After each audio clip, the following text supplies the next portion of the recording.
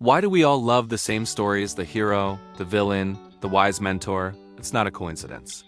Swiss psychologist Carl Jung believed we're all born with ancient archetypes, universal characters, that live in the human mind. These inner figures guide how we dream, love, fear, and grow. There's a hero in you, a shadow, a lover, a sage. Each one appears at different moments in life. You're not just one person, you're a cast of timeless characters waiting to be understood. Follow for more hidden psychology behind the self. In the architecture of the human mind. To Jung, we're not just shaped by life experiences. We're shaped by ancient psychological patterns passed down through the collective unconscious, a kind of psychic inheritance that binds all humans together, no matter where or when they live. Jung didn't simply analyze the mind, he mapped it like a mythologist. In his view, the mind wasn't just neurons and thoughts, but a vast inner landscape filled with gods, warriors, sages, and shadows. And just like the characters in your favorite films or books, these figures influence how you behave, how you relate, and how you evolve. Today, we're diving into Jung's revolutionary theory of archetypes, what they are, how they live inside you, and how they silently shape your entire journey from birth to death. Whether you're trying to understand yourself, make better decisions, or just curious about what makes human nature tick, this episode might just reveal the hidden cast of characters already living in your psyche. What are archetypes? Jung's concept of archetypes begins with a bold idea that all humans are connected by a collective unconscious, a deep, subconscious layer of the mind containing universal patterns and symbols. These patterns aren't learned. They don't come from culture, media, or parenting. Instead, they are innate, woven into the fabric of our psyche at birth. He called these recurring blueprints archetypes, emotional templates that guide how we interpret life. They're not specific people or figures, but rather symbolic roles and energies. Think of them as primal psychological functions, like instincts of the soul. Just as babies know how to cry or cling without being taught, we all know how to recognize a mother figure, a hero or a villain, even before we understand language. These archetypes appear in dreams, myths, religions, fairy tales, and art across time and culture. The Greek gods, Norse legends, Hindu deities, Native American spirits, they all echo the same roles. From the Mesopotamian epic of Gilgamesh to today's superhero blockbusters, the characters change, but the roles remain strangely consistent. Jung identified these patterns in psychotherapy and dreams and even in spiritual revelations. He noticed that patients often described similar dreams or inner experiences, even without cultural overlap. A patient in Switzerland might dream of a wise old man, just like someone in ancient Tibet or medieval Ireland. The names are different, the faces are different, but the psychological energy is the same. And here's the twist. These archetypes don't just live in stories, they live in you. At different stages of life, childhood, adolescence, adulthood, crisis, aging, different archetypes awaken within you. One moment you're the innocent, then suddenly the rebel. Eventually, you may become the wise elder to someone else's hero. Archetypes don't just explain characters in fiction. They explain you, your desires, fears, choices, and transformations. Becoming aware of your inner archetypes is like switching on a light in a room you didn't know existed. Suddenly, your actions make sense. Your reactions feel understandable. And your life begins to resemble the journey of a character in a great epic because, in many ways, it is the key archetypes. Jung identified countless archetypes, but a few form the psychological DNA of nearly every major story and every personal transformation. Let's explore some of the most powerful. 1.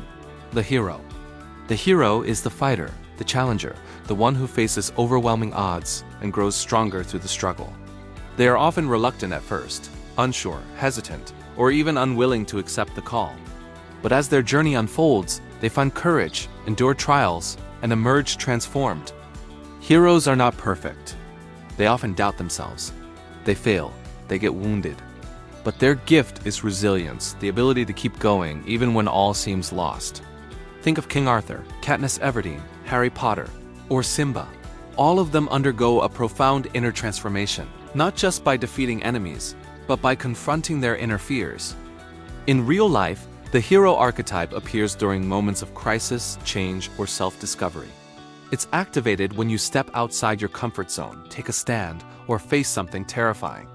Every time you push through fear or hardship to reach a better version of yourself, you're embodying the hero. The shadow.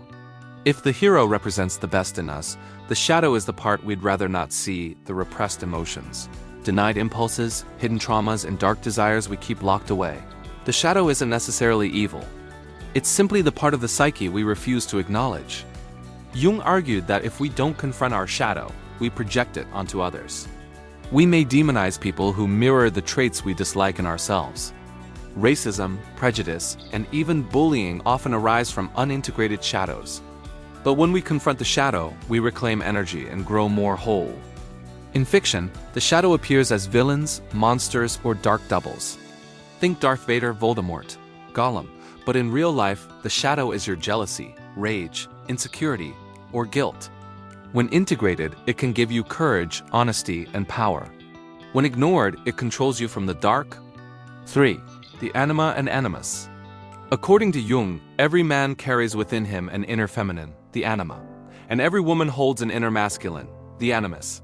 These archetypes represent emotional, intuitive, and creative energies that complement your conscious identity. For men, the Anima may appear in dreams as a mysterious woman, nurturing, seductive, or wise. For women, the Animus may appear as a heroic man, a guide, or a challenger. Integrating these archetypes allows for emotional maturity and psychological balance. Suppressing these parts leads to imbalance, emotionally distant men, over-aggressive women, or inner turmoil. But embracing them leads to creativity, empathy, and wholeness. The wise old man, wise woman. This is the archetype of guidance, insight, and inner wisdom. In stories, they appear as mentors: Gandalf, Obi-Wan, Yoda, Dumbledore. They don't fight the battles, they prepare the hero to face them. In your life, this archetype may emerge as an inner voice, a therapist, a spiritual teacher, or even an unexpected stranger who offers the right advice at the right time. It represents the deeper self, the timeless part of you that sees the bigger picture. Recognizing this figure in your life, or becoming one for others, is a powerful part of maturity. How archetypes shape you. Jung's ultimate goal wasn't to just name these characters. It was to help people integrate them. He called this process individuation, becoming a whole balanced person by bringing your unconscious archetypes into awareness. This isn't about picking one archetype and living it forever. It's about becoming aware of them all and understanding how they influence you at different points in life. In childhood, you might be the innocent. In rebellion, the outlaw. In love, the lover.